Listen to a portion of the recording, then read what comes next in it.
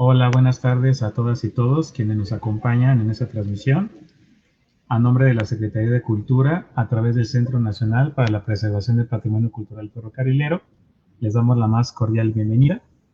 El día de hoy tendremos nuestra sesión del mes de agosto del ciclo Vías Convergentes y bueno, pues estamos muy contentos en relación a este ciclo y a los invitados e invitadas que hemos tenido. Recordarles que este ciclo pues busca fomentar un diálogo con pues invitados, invitadas, para resaltar pues, la conexión y relevancia de temas vinculados con el mundo de los ferrocarriles. Hoy tenemos a Alejandro Omada Rodríguez, que lo vamos a compartir el maestro Alejandro, quien nos llevará por un fascinante recorrido histórico sobre el desarrollo del ferrocarril en la región lagunera. Voy a leerles una pequeña semblanza de nuestro invitado del día de hoy. Alejandro Omada Rodríguez es historiador y promotor cultural, originario de la ciudad de Torreón, Coahuila. Ha sido integrante de la Comisión de Festejos del Centenario de la ciudad y actualmente colabora en la Secretaría de Cultura del Estado de Coahuila, en la Coordinación Regional de La Laguna. Desde el 2007 se ha especializado en la creación de recorridos virtuales enfocados en sitios turísticos, museos y el sector inmobiliario. En el ámbito editorial, es autor de los libros Torreón, Ciudad Centenaria y Durango, Tierra de Retos, publicados por la editorial Milenio. También participó como colaborador en el libro conmemorativo del 95 aniversario del siglo de Torreón. Ha tenido una destacada presencia en medios de comunicación con la columna Siglos de Historia, publicada en el siglo de Torreón y en el siglo de Durango. Además, ha participado en televisión y radio, en colaboraciones en Telemundo, en History Channel, en Multimedios Laguna y en el documental Por las vías del tiempo. Actualmente conduce el programa de radio Muchos museos, muchas historias, de Radio Torreón. En esta ocasión nos compartirá la charla El Ferrocarril Central y la Villa del Lerdo.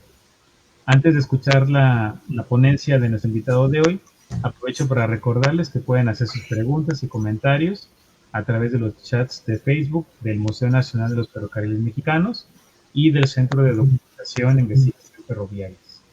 Pues bueno, bienvenido, maestro Alejandro, qué gusto conocerlo y pues compartir esta tarde para escuchar sus reflexiones. ¿Qué tal? Pues muchas gracias. Al contrario por todo, la verdad, siempre es un gusto, sobre todo cuando sé que es el Museo Nacional de los Ferrocarriles y en el caso con ustedes en el CEDIF, pues igual, ha sido parte de mi historia, de mi investigación que he tenido en mucho tiempo. Aunque estoy lejos de Puebla, las veces que he podido estar en contacto y el poder visitar todo lo que resguardan, pues bueno, me han hecho formar parte en el tiempo de una historia local que pues igual representa algo muy importante para la región y así como también para el país en la historia del ferrocarril. Y pues bueno, pues básicamente ya para comenzar, traigo muchas cosas, si me apoyas por ahí con la presentación te lo agradeceré mucho y comenzamos. Y para hablar un poquito más, sobre todo con datos muy precisos de la historia del ferrocarril en la comarca lagunera y lo que representó, principalmente todo lo que sufrió para poderse haber realizado el trazo del ferrocarril. Entonces, pues bueno, si podemos iniciar la presentación.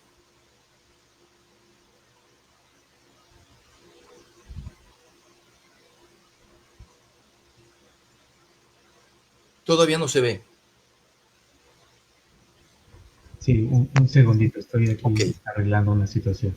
No, perfecto. Entonces, pues bueno, va a ser prácticamente la historia del ferrocarril central en el entorno que sale en 1880 hasta llegar a la comarca lagunera, para después continuar su paso en el tendido de vías y que se uniera a en 1884. Entonces es parte importante de esas decisiones que se tomaron para poder llegar a ese punto de unir las vías entre Estados Unidos y México.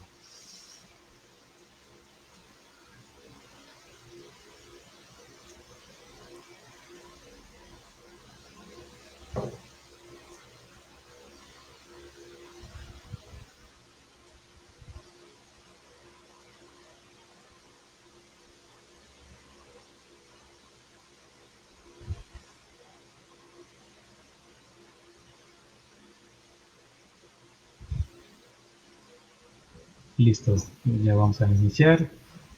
Perdón, hay una falla técnica, pero ya estamos.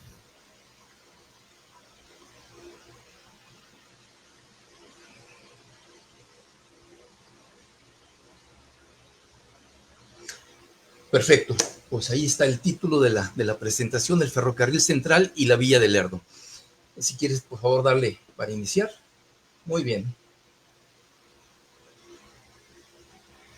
Pues adelante, por favor, con la siguiente imagen.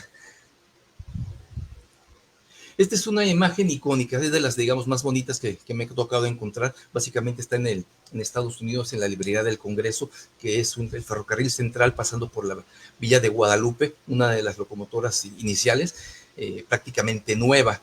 Entonces, pues por favor, con la siguiente imagen. Para poder entender de qué se trata, de lo que vamos a tocar en este tema, pues bueno, quisiera hacer un pequeño resumen para que se entienda la importancia de todo lo que voy a mencionar. Y aquí vamos a empezar a ver lo que viene siendo la superposición de un plano. Es uno de los planos que definió el trazo del ferrocarril, algo que sucedió. En la historia vamos a tocar varios hubiera que, pues bueno, no tanto que hubieran cambiado la historia, pero bien. Lo que estamos viendo primeramente es la conexión que tenía Estados Unidos cuando llega a Paso del Norte y todo se logra para continuar hacia el centro del país. En este caso, nuestra historia va a comenzar en El Paso, Texas, en la ciudad de Paso del Norte, que después sería Ciudad Juárez, algunos cuantos años o meses después de que vaya, con la llegada del ferrocarril. Y se centra esta historia en la ciudad de Jiménez, actualmente es Jiménez, y anteriormente se llamaba Huejuquilla, que era una población donde prácticamente tenía que determinarse hacia dónde tenía que seguir el trazo de la vía, ya sea al centro del país, pero cruzando parte del desierto o tener que subir parte de la serranía que llevaba o conducía a Durango. Y en este caso, pues bueno, nada más para comentar, ahí está la flecha de Lerdo. Para esa época, Lerdo era una pequeña población, una población incipiente, que prácticamente estaba, pues bueno, al lado del río Nazas y en una superficie, pues todavía de mucho peligro, porque el norte era muy recurrente los ataques de indios y pues bueno, no era muy fácil el tráfico. Entonces, pues su desarrollo había sido paulatino y lento, a diferencia de lo que viene haciendo Durango. La historia, como les mencionaba, se trata de el por qué se define el Paso a Lerdo y a su vez tenía la posibilidad de llegar a la ciudad de Durango. Entonces, pues bueno, si continuamos a la siguiente imagen, por favor. En este caso voy a centrarme en los principales personajes en los que se toman las decisiones de lo que voy a ir contando.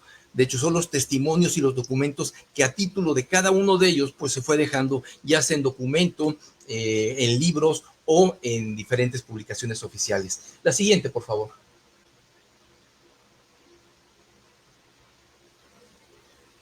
Y principalmente tenemos a la plantilla que se formó por parte del Ferrocarril Central Mexicano.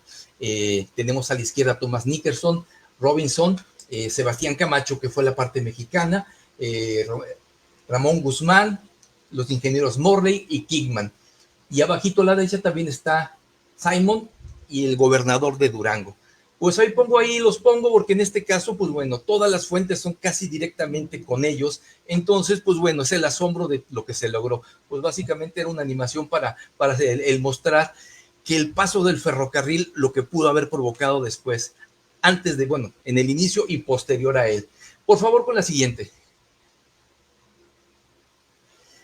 Para poder entender la historia, tenemos que irnos rápidamente a los antecedentes de la concesión del Central Mexicano y voy a empezar a tocar los personajes importantes que nos van a llevar en todo el desenlace de la historia. La siguiente, por favor. Principalmente tenemos a Sebastián Camacho, que él era propietario de la concesión original que se había otorgado al Ferrocarril Central Mexicano, antes de que fuera realmente Ferrocarril Central Mexicano. Esta concesión es una previa donde tenemos en 1876 que se va dando por parte de Porfirio Díaz diferentes concesiones. Se sabía de una cercanía de los americanos a la frontera y una invasión, pero en este caso iba a ser una invasión comercial, en el sentido de que iba a llegar el ferrocarril y era la tecnología que venía como parte del desarrollo de la revolución industrial. desde Inglaterra, y pues eso iba a traernos beneficios y problemas. Y en este caso, él es el dueño de esa concesión, junto con otros personajes, pero me voy a centrar principalmente en Sebastián Camacho. Se repartieron concesiones por todos lados antes de 1880 y muchas de ellas caducaron porque no se tenía prácticamente la capacidad económica para poder hacer el tendido de vías como realmente lo pudo haber hecho las compañías americanas y en el caso del Central con una subvención por parte del gobierno. La siguiente, por favor. Esta concesión caducó, pero se supone que al caducar, pues el gobierno podía tener el derecho de ella, pero no. En la época voy encontrando documentos donde se están quejando de muchos de los científicos o de la gente allegada al porfiriato, donde igual tenían las concesiones caducas y demás, pero no se las quitaban. Y en este caso, cuando se empiezan a acercar los americanos, en el caso de la Topeka Hutchinson, y se empieza a hacer la petición de los americanos para poder tener el acceso a México, pues bueno, se acerca a la Topeka Hutchinson junto con otras, la Southern Pacific, y tenemos aquí a Robert Simon, que él es un personaje que entra y se da esa concesión, ese traspaso de concesión. Voy a decirlo más o menos, a final de cuentas la concesión pasa a ser por parte de Simon a través, digamos, de lo que vendría siendo después la concesión del Ferrocarril Central Mexicano cuando ya fue adjudicada la Topeka Hutchinson. La siguiente, por favor. Y es cuando ya tenemos en 1880 donde se otorga la concesión. Son muchos detalles y evoluciones porque son muchas concesiones que se tuvieron que formar para poder aterrizar la concesión principal del Central Mexicano. La siguiente, por favor. Y pues bueno, aquí encontramos la mención que tenía que era México-León principalmente la concesión y después de ahí continuaría hacia el norte y en algunos espacios encuentro que decían y hacían la mención que podría tocar Durango. En la primera concesión que mencioné, la de Camacho en 1876, sí se hace la mención de que podría llegar a Durango, que es una mención de una concesión donde en cierta forma se podría pensar que se podría obligar a hacer el tendido de vías para aquel rumbo. La siguiente, por favor.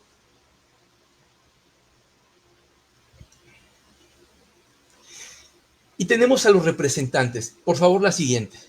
¿Quiénes son los representantes cuando se forma la compañía del ferrocarril, la limitada del Ferrocarril Central Mexicano, que era la parte que toma la Topeka Hutchinson y aterriza legalmente en México? Pues bueno, a Sebastián Camacho y a Ramón Guzmán. Como les mencionaba, tenía los antecedentes con las concesiones antiguas y allá hay cierto cabildeo y a final de cuentas podemos llamarlo que fue un designio, la otorgación de Porfirio Díaz, bueno, en el caso de Manuel González, en la época del porfiriato, donde se les está otorgando a la Topeka Hutchinson la concesión. Y pues bueno, y aquí aparece en el contrato que ellos pasan a ser los representantes en México. La siguiente, por favor. Y aquí está representada la plantilla de cómo estaba conformada la compañía del Ferrocarril Central Mexicano. Tenemos a los directores, como está ahí arriba a la izquierda, a Tomás Nickerson, directamente en Boston. Esa era la parte que estaba, legalmente estaba en Estados Unidos y una parte la tenían en México.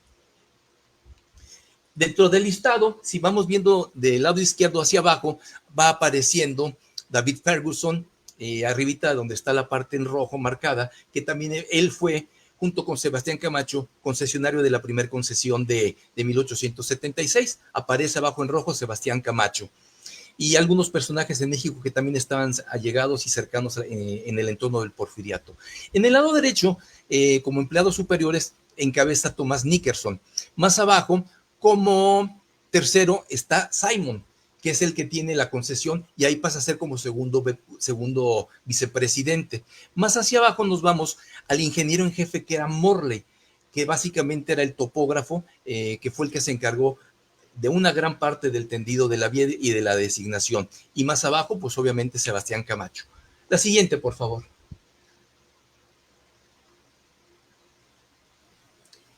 Como mencionaba, eran unos gestores. La siguiente, por favor.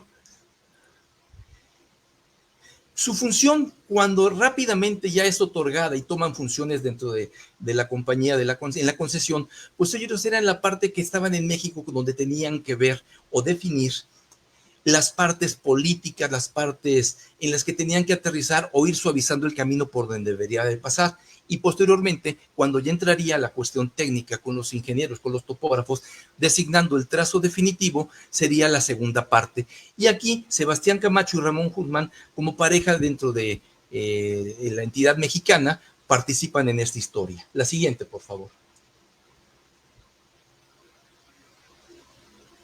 Inicia el tendido de vías y la construcción de las instalaciones. Prácticamente poco después de haber sido otorgada la concesión, empiezan a comprar material y todo a Inglaterra, vías y todo ello, y empieza a construirse desde la Ciudad de México hacia el norte y posteriormente fue de Paso del Norte hacia el centro. Por favor, la siguiente. Inicia la construcción, pues aquí esta es una imagen antigua del tendido y la construcción de las vías, donde voy a tocar un poquito la importancia en este punto. La siguiente, por favor.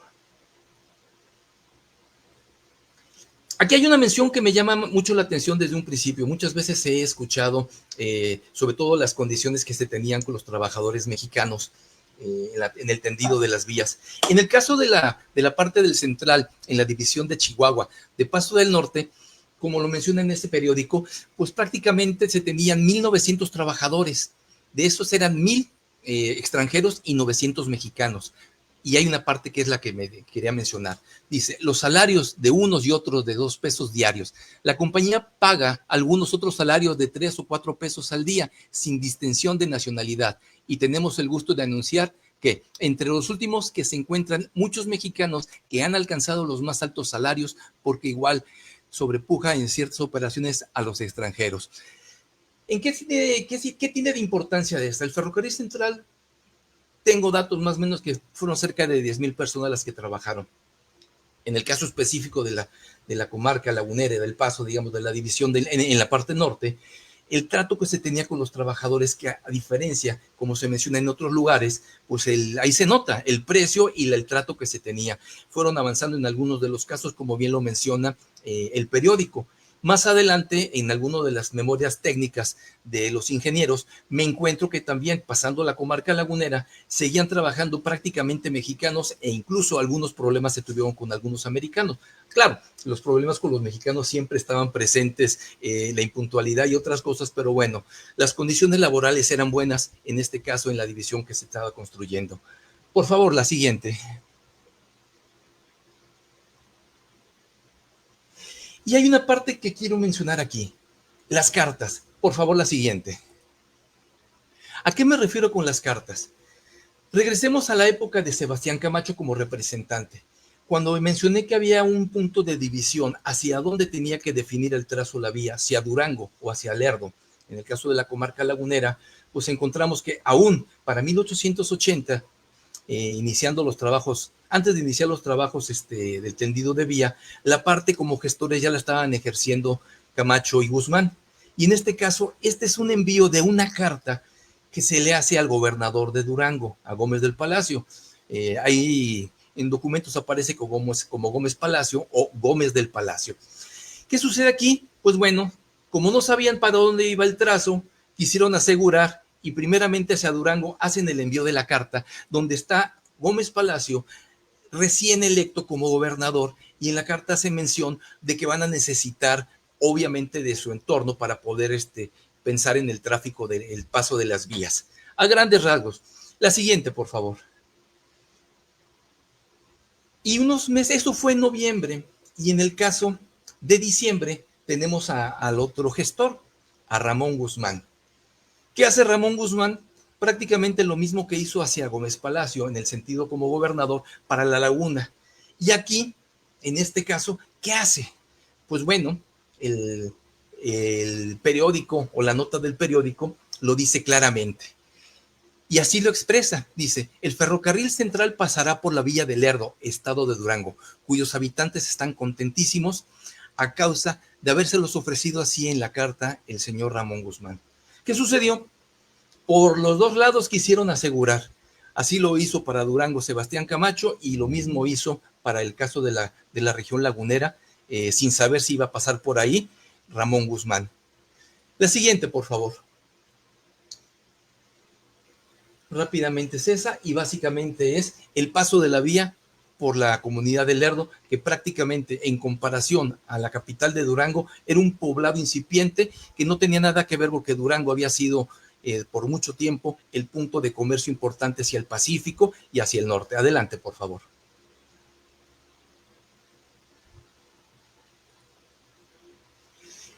Y empieza la siguiente parte importante. Los ingenieros del Central Mexicano, que son los que realmente van a decir por dónde tiene que pasar, indistintamente lo que hayan hecho Sebastián Camacho y Ramón Guzmán. Únicamente, ¿qué hicieron?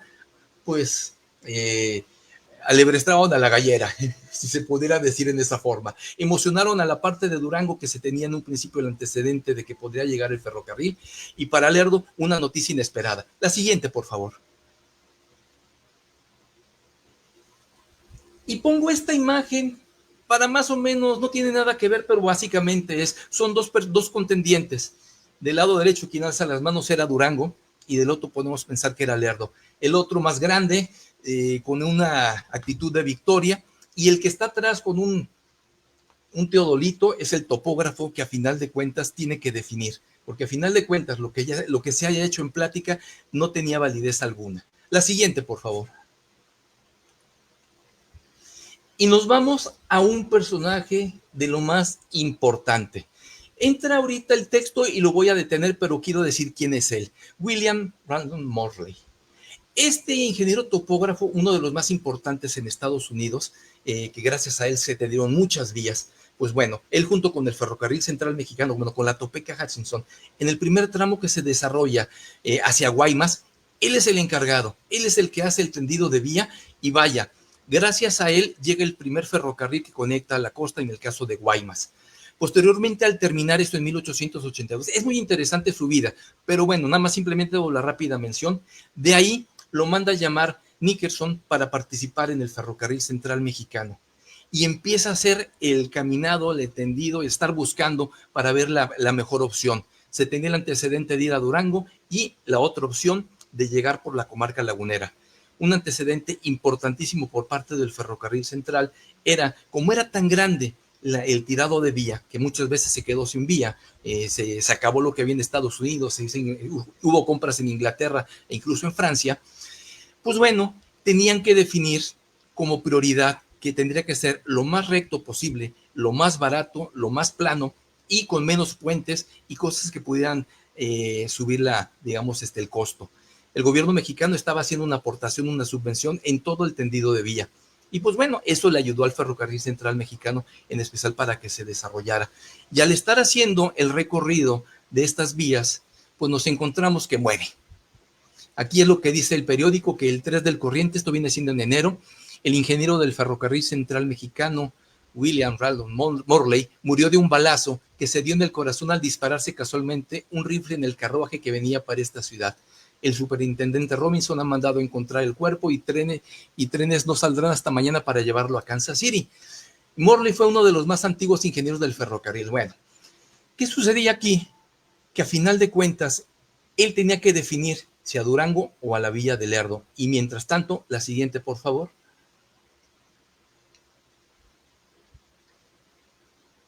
Tenemos una situación muy interesante. El que ya estaba todo emocionado porque tenía que llegar el ferrocarril, no sé si allá llegó, era el gobernador Francisco Gómez del Palacio, que al enterarse de las recomendaciones que hacía el topógrafo Morley y que podía dejar a Durango fuera del tendido, pide que se le explique y hace una petición de una reunión en México. La siguiente, por favor.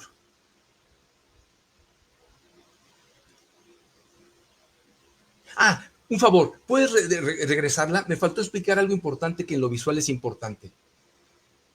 Si se fijan, en la parte amarilla, la principal es el trazo que que sí se dio. Lo que pedía Gómez Palacio era el trazo que se ve a la izquierda, que va hacia Durango.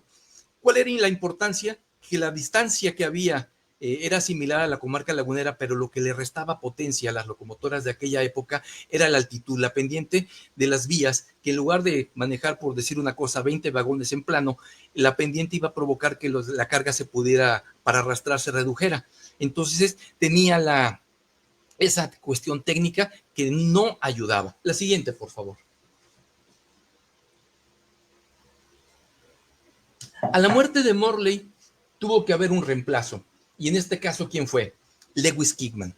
El mismo apellido nos dice muchas cosas. Kingman, Arizona. Gracias a él en Estados Unidos igual hubo muchos trazos de grandes líneas importantes en Estados Unidos. En México igual. No nada más fue la del Central Mexicano, una parte. El tendido que va de Guadalajara hacia Manzanillo también se dio, y otras rutas. Bueno, en el caso de Kingman, en ese momento, cuando piden hacer la reunión, tiene que tomar los papeles de Morley y retomar lo que se había quedado para poder asistir a México. La siguiente, por favor. Reunión urgente. Era necesario porque el tendido no podía parar y el gobernador necesitaba una pronta respuesta. La siguiente, por favor. La reunión se pide por parte de la Federación y lo hace con el Ferrocarril Central y se da en la Ciudad de México. A la izquierda Sebastián Camacho, abajo a la derecha Tomás Nickerson como el presidente, Robinson como superintendente y Lewis Kingman junto con Gómez Palacio en la Ciudad de México peleando que el ferrocarril fuera a Durango. Se juntan las cuestiones técnicas y a final de cuentas, ¿qué sucede? Pues el Ferrocarril Central de plano define que el paso de las vías tenía que ser por el desierto rumbo a la comarca lagunera. La siguiente, por favor.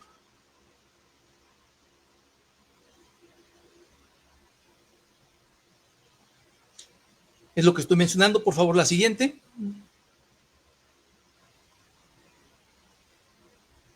Y ahí está. Kingman fue realmente el que dio la cuestión técnica y el soporte. En este caso, en las memorias del mismo Kingman, narra lo que sucedió. El gobernador del estado de Durango había viajado a la Ciudad de México para reunirse con nuestra gente y los funcionarios del gobierno, y todos estaban firmemente a favor de la línea de Durango. Con el señor Nickerson, el caso era sencillo.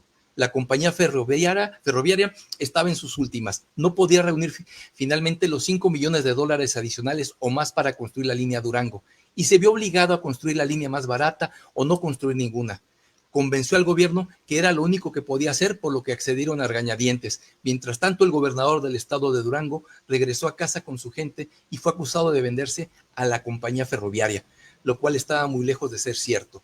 Había trabajado e hizo lo imposible para influir que el gobierno obligarlos a pasar por Durango. Sus explicaciones a su gente no fueron escuchadas, ni creyeron su versión sobre el asunto. Había recomendado la línea con un ramal a Parral y Durango, afirmando que la línea principal y 2 ramales podrían construirse a un costo mucho menor que la línea principal vía Durango. Dice, mi consejo fue seguido y la vía se construyó, y creo que la compañía del ferrocarril nunca ha tenido motivos para arrepentirse de la decisión. Un punto fuerte que planteé en ese momento fue que la región de la laguna en años de bonanza producía 30,000 pacas de algodón y de 300 libras por paca, la mayor parte del cual se transportaba en carretas tirados por mulas a la Ciudad de México cuando se ubicó la línea cruzando el río Nazas hacia Torreón. Fui al cruce del río y al lado sur, donde ahora se encuentra Torreón, y donde en ese entonces solo había un jacal, chozas de pastor cabras y nada más que arbustos y mezquites. Cuando el ferrocarril internacional mexicano construyó su línea en el 87, pronto surgió allí un pueblo apoyado por el distrito de La Laguna, donde los terratenientes se enriquecían fácilmente cultivando algodón. Eso fue lo que dejó escrito a puño y letra en sus memorias Lewis Kingman. La siguiente, por favor. Y es así que el 23 de septiembre llega a la comarca lagunera, en el caso de Lerdo, el ferrocarril, y después tiene que cruzar el río Nazas para continuar su tendido. Ese es un anuncio que da en el periódico que hace mención del hecho. La siguiente, por favor, porque andamos en tiempo, creo que es corto. Esta es una animación para entender el por qué llega a la comarca lagunera. Morley había hecho la descripción de los lugares por donde pasaría, las pendientes, lo que se encontraría por cada punto. Y en el caso de cruzar la vía y el tendido, cruzar el desierto y llegar a la comarca lagunera, prácticamente era todo plano. El desnivel era casi nada en comparación a Durango.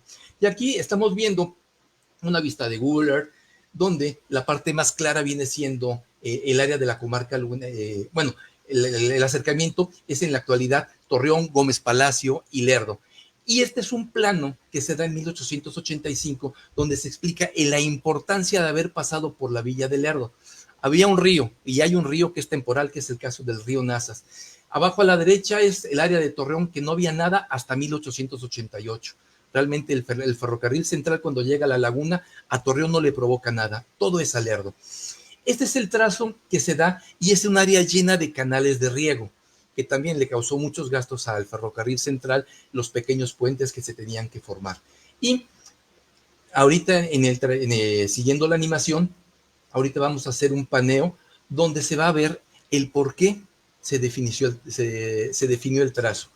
En la actualidad se sigue diciendo que el ferrocarril central no llegó a Lerdo.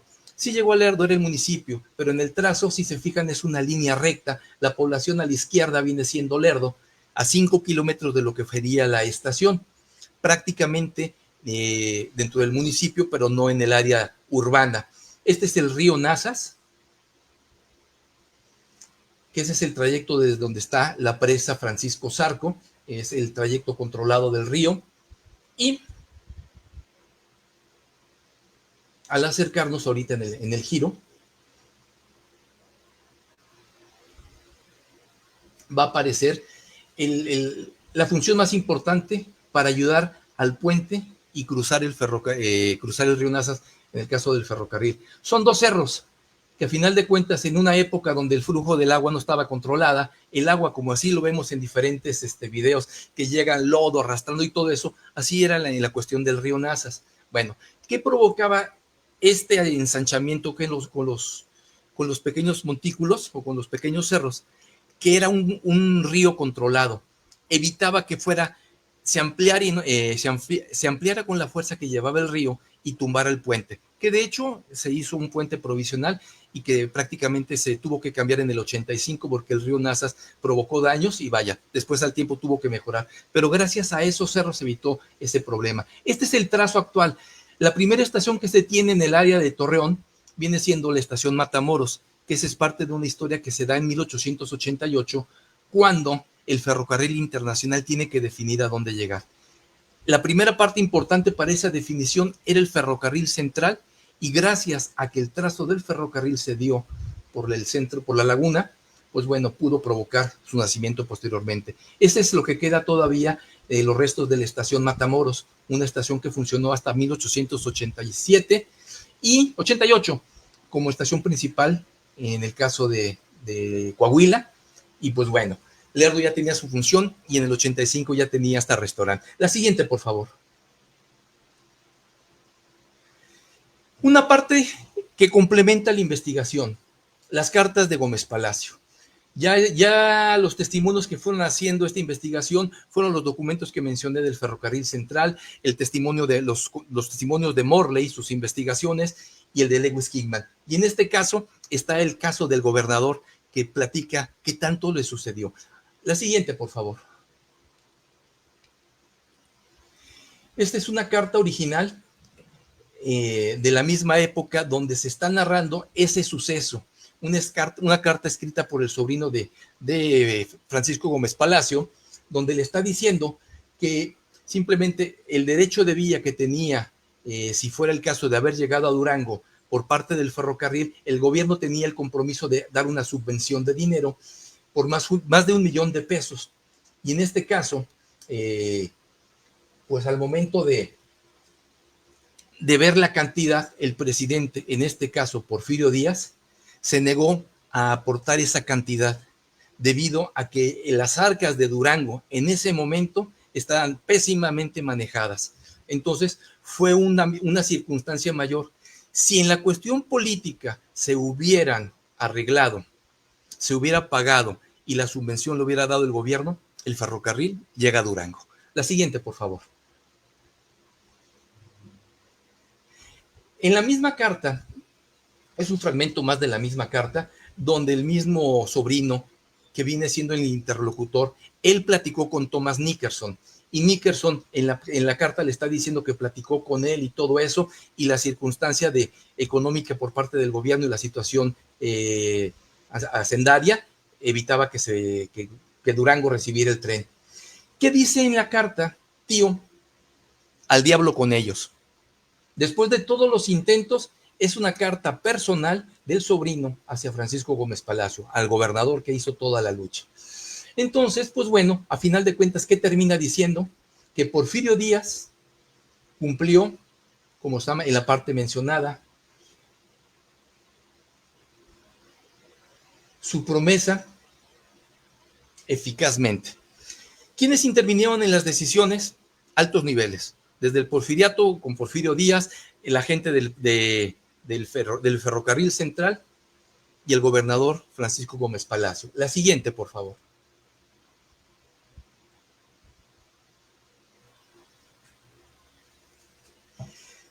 Pues bueno, en el caso de las conclusiones, la principal es no hay hubiera, la historia no cambia. El ferrocarril se desarrolló y creció y pasó por la comarca lagunera, pero la importancia de los sucesos sí dejan ver muchas cosas.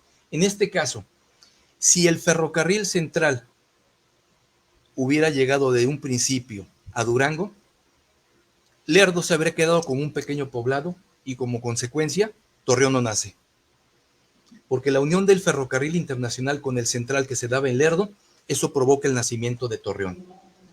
En el caso de Gómez Palacio, si hubieran dado la aportación, porque no nada más fue la cuestión técnica, el sopeso entre la cuestión técnica y la influencia política y económica, así como lo dice la carta, si se hubiera tenido el dinero y la aceptación de Porfirio Díaz de haber dado ese millón que era la subvención complementaria que daba derecho a la compañía del ferrocarril central, el ferrocarril habría aceptado. La reunión fue de un alto nivel, no había más. Era Porfirio Díaz, la gente del entorno, Sebastián Camacho, que es un científico pegado ahí a Porfirio Díaz, está en toda la cuestión ferrocarrilera y es parte importante de una historia que más adelante saldrá, que gracias también a él se define el nacimiento de una ciudad vecina, en el caso de Torreón. Entonces, pues bueno, no hubiera, pero a final de cuentas el peso de cada uno de los elementos viene siendo como que las piezas de dominó que va tirando uno a la otra, a la otra y a la otra. La historia hubiera sido otra, no estaría yo aquí platicando, a lo mejor estaría yo en Lerdo, en Durango. Aquí, ¿qué habrá sucedido? ¿Quién sabe? Pero al final el ferrocarril central provocó que el camino real que se daba antes como un ramal en la villa de Lerdo, que desapareció por el paso del ferrocarril, pues bueno, a lo mejor ese camino hubiera seguido en funciones y el tránsito hubiera sido de la villa de Lerdo a Durango para poder irse a viajar. Y la economía se habría quedado estancada y el emporio de Durango habría sido mucho más grande. Cuestión que en la realidad se quedó detenido por no pasar el ferrocarril en una vía principal. La siguiente, por favor.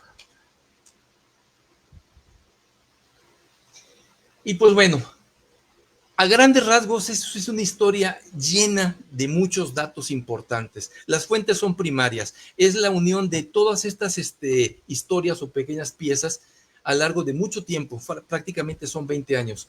Son archivos digitalizados y el entendimiento de todo el trayecto del ferrocarril central y cómo se fue gestionando. La historia que está tejida viene siendo a través de los constructores, no es una historia local. En la historia local, pues bueno, las poblaciones tomaron forma y crecieron. Torreón nace mucho más adelante y la historia oral empieza a darse cuando ya los primeros habitantes empiezan a preocuparse de cómo se inició todo. Aquí llegó el ferrocarril y se fue. Ese es el trasfondo de esta historia, que muchos documentos por ahí también tienen ustedes allá en el Museo Nacional de los Ferrocarriles. Están los archivos estatales de Durango, de Coahuila, la Hemeroteca Nacional, las hemerotecas del siglo, en el caso de Torreón, y una gran cantidad de fuentes que van dándole una razón a una historia y sobre todo el peso que tiene el ferrocarril y qué hubiera pasado si el Volver al Futuro, como está en la película, se cambia una pieza, el final hubiera sido otro. Pues muchas gracias, no sé si hay por ahí preguntas o comentarios, espero que más o menos se haya entendido esta historia, que pues gracias a ella estamos aquí en la comarca lagunera. Maestro, pues agradecerle mucho su participación, la propuesta también de la exposición, que es en realidad muy dinámica, muy muy puntual para poder comprender este tema que muchas veces resulta ser árido, ¿no? Y resulta ser también un tanto complejo en este vínculo entre los personajes, ¿no? Entre los propios sucesos, pero la manera en que lo fue articulando, pues me parece que ayuda mucho a la comprensión y pues por supuesto, ¿no? Verlo en cuanto a al impacto ya en el territorio y el establecimiento de estas ciudades, pero también que tiene un reflejo en la propia historia de nuestro país y en las propias relaciones internacionales también con Estados Unidos, ¿no? En las relaciones empresariales que en ese momento se estaban dando. Creo que eso es muy importante. Pues Exacto. mire, voy a ver aquí los comentarios, pero bueno, si usted quiere decir algo mientras vamos viendo aquí, si hay comentarios. Sí, no, pues básicamente es en el tiempo como todo. Inicia una investigación en general donde prácticamente era el conocer cómo llega el ferrocarril. Es de lo macro a lo micro. Y en este caso, en la cuestión local, pues obviamente en otras regiones del país al tiempo que han ido más acceso a información, se va formando la historia local, que a final de cuentas son las pistas pequeñas que cuando uno pone una lupa, si no están, la historia puede seguir cruzando sin más. Pero bueno, vaya, en eso es un aporte que a final de cuentas da un entendimiento no nada más a una región, sino a un entorno que se fue viviendo desde que llega esa revolución industrial a través del ferrocarril hasta el presente. Entonces, pues bueno, son esos aportes que igual los artífices en ambos lados o a nivel, digamos, en general, en lo micro, digamos, en lo regional, pues fueron fundamentales para poder desarrollar algo. Así es, pues mire, aquí ya tenemos algunos comentarios que han llegado a nuestra página de Facebook. Bueno, pues Emanuel de la Vega lo felicita, maestro. Dice que es un verdadero arqueólogo ferroviario. Y dice, otra de las cosas que hubieran sucedido de hacerse el trazo vía Durango sería que seguramente la capital del estado hubiera crecido mucho económicamente y aún tendría trenes corriendo a diario. Igual hay una felicitación de Juan García y también de Julio Contreras, ¿no? Que le manda saludos. Igual le mandamos un gran saludo a nuestro amigo Julio Contreras. Y bueno, también había una felicitación de Cintia Gaspar, que ella pues está, también es una aliada muy importante de nuestra institución en el trabajo que hizo allá en el museo, ¿no? Entonces le mandamos un saludo a Cintia, que ahora me parece que ya está en el archivo. Así es. Pues bueno, también le manda saludos. Pues maestro, a mí me pareció muy interesante lo que usted está planteando y por lo que decíamos, ¿no? Cómo fue articulando ya pues estos actores, ¿no? Y los fue poniendo en un escenario, ¿no? Que es un territorio ya específico.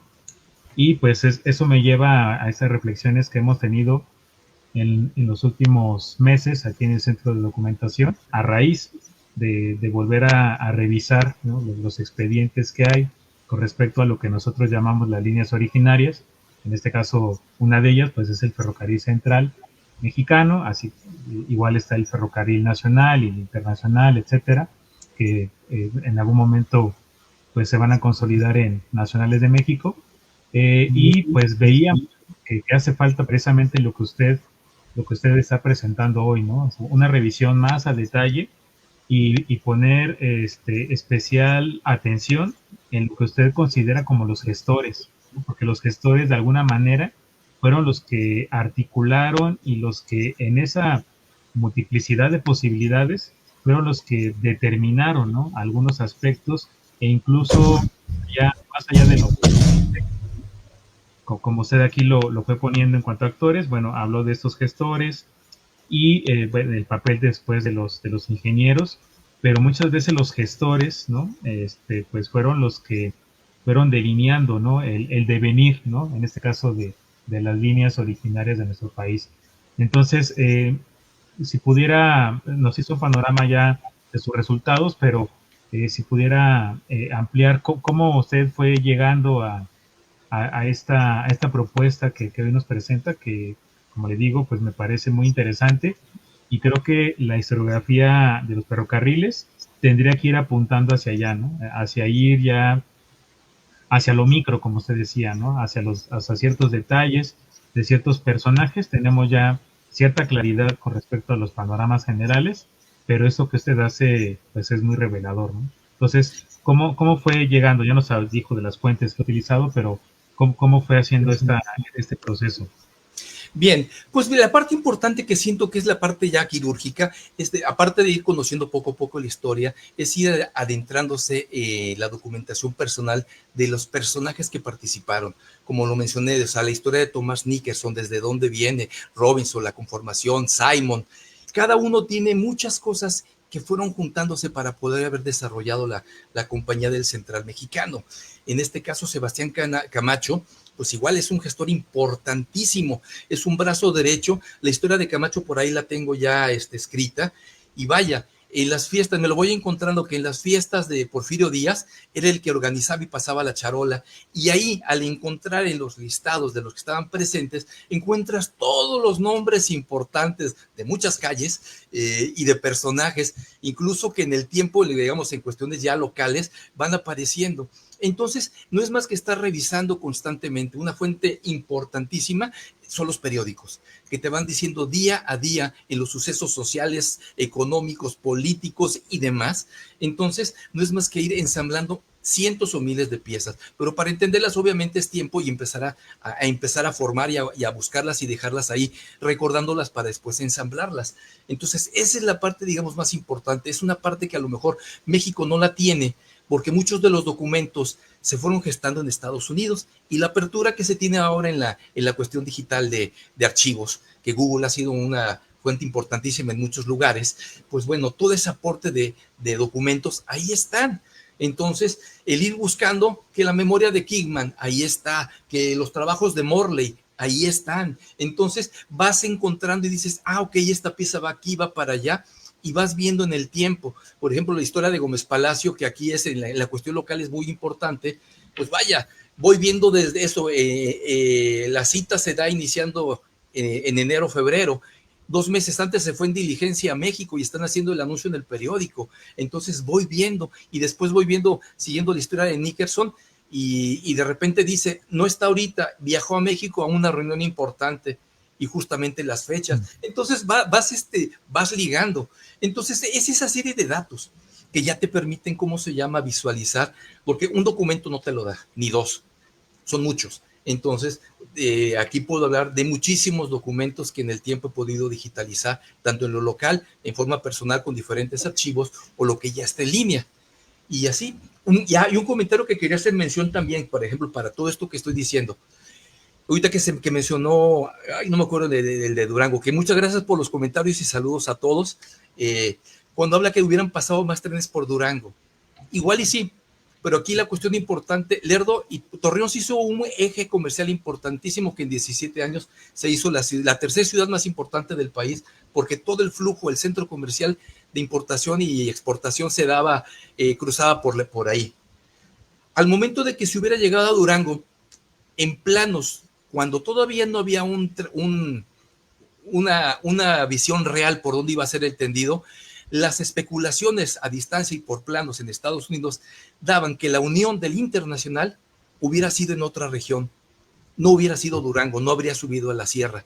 Entonces, tampoco habría explotado tanto, nada más habrían pasado más trenes, pero nunca como lo fue en Torreón por ser un eje. La unión internacional con Central provocaba trenes a diario para todos lados. Era la unión a California, era la unión para poder ir en la ruta Sunset a ir a Florida, ir a Chicago, a Nueva York. Entonces, en los planos vas encontrando que hubiera sido tal vez hacia el norte a Chihuahua, pero lo más seguro hubiera sido más para Zacatecas. Entonces, esa unión de vías, ese eje habría detonado a otro lugar, y no a Durango ni a la comarca lagunera. Muy bien, pues bueno, pues ya son como usted lo decía, ¿no? Ya indicios, ¿no? A partir de la revisión documental de las distintas posibilidades, ¿no? En los sucesos. Mire, aquí tengo otro comentario de nuestra compañera Isabel Bonilla, Dice, muchas felicidades Alejandro, te felicito por traer a la vista a los personajes que participaron en los ingenieros que tuvieron peso en la definición del trazo del central. Creo que bien vale la pena reflexionar sobre ello para cada compañía ferroviaria. Un abrazo y le pregunta que si en la revisión que ha hecho usted ha encontrado referencias sobre Luis Méndez. No, de él no, pero debe de estar por ahí. De hecho, la amplitud de los documentos es que a final de cuentas, en la investigación, así como caballito lechero, te pones para ver hacia el frente, pero el entorno ahí está. Pero no es más que empezar a dar vueltas en el entorno y ahí salen. Por ejemplo, algo que no había reencontrado, que era parte de los que están como personajes ya asignados en la parte mexicana, el que era el complemento, ay, se me fue el nombre, Ferguson, creo que es Ferguson, que estaba directamente con Sebastián Camacho en la concesión de 1876 y él prácticamente no figura y después pasa a ser parte del central, pero también era como que el concesionario y ese fue como, quiero pensar que fue como un premio en el cual lo ponen y son los gestores. Entonces, por ahí debe de estar, no es más que buscar. En la cuestión, digamos, una siguiente historia que es la de Torreón, no. Para que naciera Torreón, el porfiriato pleno en el más alto nivel estuvo presente para que se diera, no fueron logros locales. Entonces, viendo nombres, encuentra uno y después empezar a revisar su historial político. No, es impresionante. Entonces, no fueron cosas nada más así solas o de gratis. El poderío económico era lo importante. Se hablaba de muchos millones de dólares. Y en este caso, pues bueno, muchos de los personajes, Camacho, en su muerte, que es creo que fue para 1916, murió multimillonario. La revolución no hizo nada contra todos los personajes. O sea, en esa ficción que a lo mejor se ha manejado, digamos, en el sentido de quiénes eran los personajes, los científicos y la parte del porfiriato, prácticamente no les afectó nada a ellos en una revolución. Entonces, pues bueno, son diferentes guías, diferentes formas de ver el tema, pero bueno, Isabel, déjame, te tomo nota y si encuentro, por ahí comento. Muy bien, pues déjame ver si tenemos otra pregunta por acá. Un segundito. Y pues precisamente en lo que vamos viendo aquí, si hay algún otro comentario o pregunta, pues efectivamente, maestro, pues habrá que continuar por esa línea en cuanto a, y sobre todo en el siglo XIX, ¿no? La revisión en cuanto a estos gestores, creo que es muy interesante, puede enriquecer mucho lo que ya sabemos sobre las líneas. Y otro aspecto que no quisiera dejar de considerar y que me pareció muy interesante que usted retoma acá, es también el otro faltante, ¿no? O del otro que tenemos de pronto pocas referencias o muy generales, que es sobre los trabajadores. Me pareció muy interesante esa estimación que usted tiene sobre las 10.000 personas que trabajaron en la construcción de la vía del Central. Eh, ¿Cómo ha llegado a esa estimación? Bueno, en la cuestión de los trabajadores, pues bueno, en las memorias de Kingman hace mención de las cuadrillas, igual de algunos inconvenientes que tuvieron ya después, sobre todo con los americanos y un poquito con los mexicanos después de que cruzan la comarca lagunera. Y después de estar escuchando comentarios en general, porque siento que se generaliza, pero ya cuando en puntos focales no fue tan así. O sea, se generaliza la historia donde se habla de abusos y demás, pero aquí los testimonios están frescos, o sea, aunque son de 1881, ahí están mencionando las cuestiones de los trabajadores y que normalmente se hablaba. Obviamente es una revolución industrial donde llegan máquinas que los mexicanos no conocían, vaya, tuvieron que aprender a manejar, eran oficios que llegaron que no se tenían. Entonces, pues bueno, poco a poco fueron aprendiendo. Entonces es como ahorita, contratas a alguien que no tiene conocimiento de algo o de una maquinaria, pues va a empezar desde abajo. Pero bueno, las referencias ahí están. Y una gran revoltura que yo he encontrado es que los chinos fueron los que se contrataron. Bueno, he encontrado referencias en ferrocarriles en Texas que se fueron mexicanos para trabajar allá, eran contratados por ellos. Los chinos llegan a Mazatlán, es toda la principal llegada de los chinos a América, Una rama fue el ferrocarril transcontinental y la parte más importante, la más dura, fue la de California para llegar al centro y después unirse, que no fue en el centro, fue más para Oregon, creo que fue, digo, más abajo, porque fue la parte más sangrienta en el sentido de muchas muertes que causó esa construcción. Entonces, esos grupos de chinos llegó para allá. Aquí llegaban a México, incluso había empresas colonizadoras que trajeron chinos. Entonces, sí estaba regularizado, pero no funcionó muy bien. Pero bueno, ese grupo de chinos, entre todas las variedades chinos, cantoneses, pequineses y todo el entorno que llegaban, no era lo mismo. Hablaban diferentes idiomas, diferentes condiciones, los abusos entre ellos mismos los existían. A lo mejor en algunas rutas, construcciones del ferrocarril en México se dieron, pero por lo menos en la principal del central, en el entorno más cercano a la costa, que era Mazatlán, el punto más cercano, ni para Guaymas. En Guaymas utilizaron yaquis. De hecho, en las memorias de Morley, ahí se hace mención sobre los trabajadores que, vaya, batallaron con los mexicanos porque acostumbrados a trabajar a la mexicana cuando no tenían trabajos formales, pues trabajaban cuando querían. Entonces la queja era eso. Y los yaquis participaron mucho como trabajadores allá en la construcción del ferrocarril de Sonora. Entonces, son esas mezcolanzas, pero creo que la lupa en los puntos va sacando cómo se trataban a los trabajadores, cómo avanzaban las cuadrillas y cómo se dio el entorno en general. Hay muchos datos.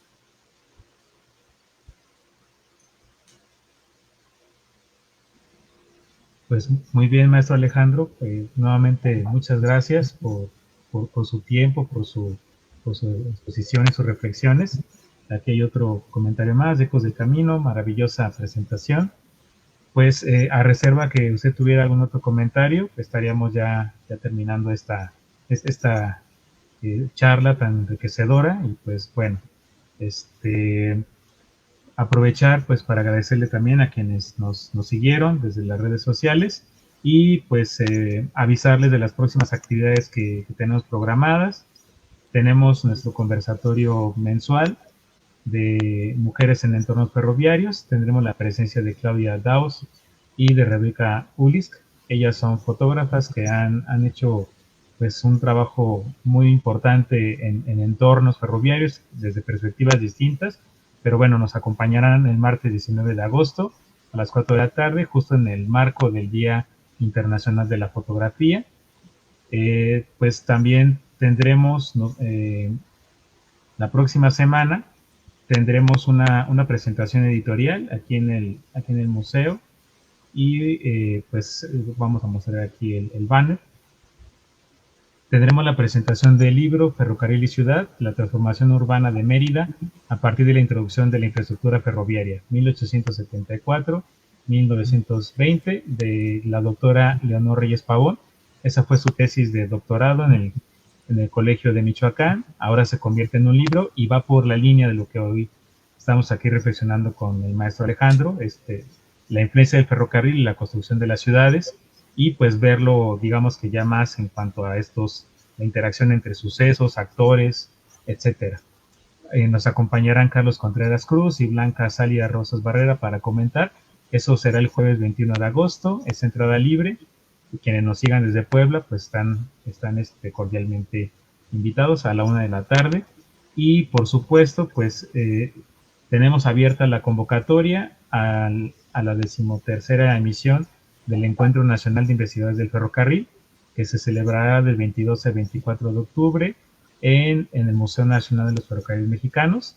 Está ahí toda la información de la convocatoria en nuestras páginas de redes sociales y también en la página convocatorias.cultura.gov.mx. Esperemos que se animen para que puedan participar. Y pues, por supuesto, aquí también esperamos que podamos convencer al maestro Alejandro que pueda tener una participación.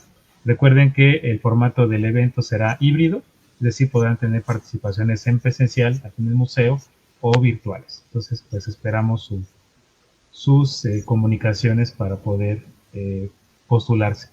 Pues, maestro, muchísimas gracias por compartir esta charla y bueno, pues estamos en comunicación. Perfecto, pues agradecerles a todos ustedes, a todo el entorno del Museo Nacional de los Ferrocarriles y pues bueno, ha sido para mí un gusto la cercanía con ustedes y la oportunidad. y un saludo a todos los que están ahí del mundo ferrocarrilero. Muy bien, muchas gracias. Pues buena tarde a todos y todas. Nos vemos la próxima. Hasta luego.